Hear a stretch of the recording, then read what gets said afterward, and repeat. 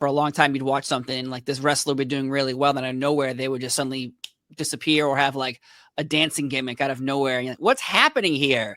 Let's just call it what it is. Vince McMahon dropped the ball in creative 7,000 times. Yes.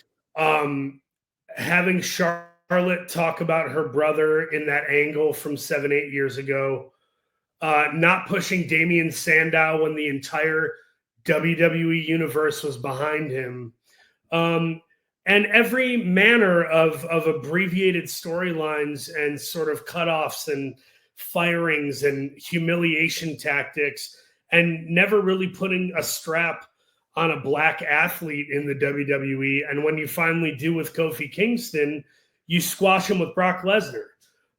So I was pretty disgusted with Vince the man and Vince the booker, and I'm glad he's gone. And I think where they are now is as healthy and exciting as it's been in a very long time. And I think both the creative team and the guys and gals in the ring, I mean, it's the sky's the limit if they put in the work, you know? Yeah, 100%. Yeah, for years you would see on television Vince McMahon doing disgusting things to people on television, and you'd think, oh, well, that's just on TV. I never really thought it was just on TV. But then now more has come out, more wrestlers have spoken out, more people have given out information.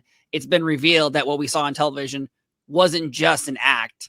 And I've interviewed many women wrestlers over the years, and you would ask about Vince, you could tell they would want to say something, but they were kind of afraid to give you the truth, because I would be afraid, and I'm a grown man who likes to think he's tough, but like if I were in that same position, it's very easy for me to criticize him when I have no prior relationship or any sort of, information that he could have on me. It's just, as a fan, I see it and I go, clearly there's something wrong here. To what extent, I have no idea. But I'm glad that he's out, and I think WWE is going to soar under new management and new creative, and I look forward to seeing some more diversity and ingenuity out of the company. I think they're going to have an amazing run the next couple of years. And at the same token, I can't, I have to shine a light on these other companies. I think Impact signing Nick Nemeth and now bringing in Ryan Nemeth is really exciting. I love that they did kind of the team warfare the other night, sort of the Avengers Endgame type of thing. I love that MLW is having these shows for free on YouTube. That's so benevolent and a genius way to kind of get the product out there and get more eyes on it. And, that match, I just watched a match between Mads Krul Kruger and Matthew Justice. It was a hardcore match. It was maybe 9 minutes long. It was kind of in and out. It was quick. It was at Fury Road the other night, and it was one of the most brutal, exciting, watchable matches I've seen in the last year. So we're all winning, obviously. The fans get to watch so many different products, and wrestling's never been more fun, right?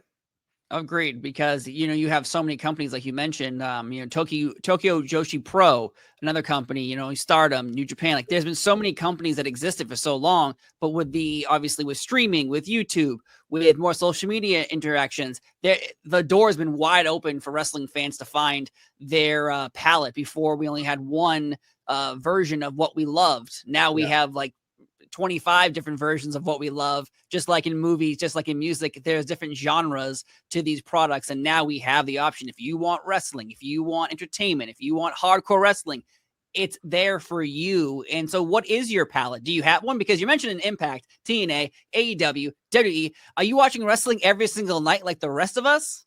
No, I don't have the time, and my wife would shoot me in the chest with a shotgun if I did. She's been super supportive of me wrestling. She's been incredible this whole way through.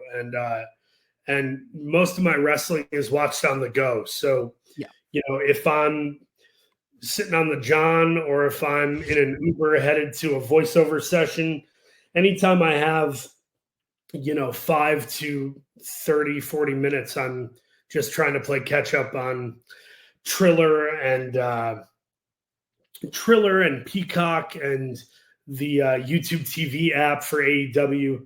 And a lot of it's just me kind of fast forwarding, having to try to catch matches I'm most invested in the person or the story. And right now I'm having fun watching Adam Copeland. I think he's doing a tremendous job of having these sort of almost pay-per-view caliber matches with all these different people he's never been in the ring with. And that's been a joy to watch. And I'm a huge fan of Powerhouse Hobbs, and I'm so bummed that he's injured. Sending good thoughts to him. So bummed that Cardona's injured. He's a bit of an a-hole, but he's also a very entertaining a-hole, and I wish him a speedy recovery. I've been having fun watching the dominant, terrifying group Contra and MLW.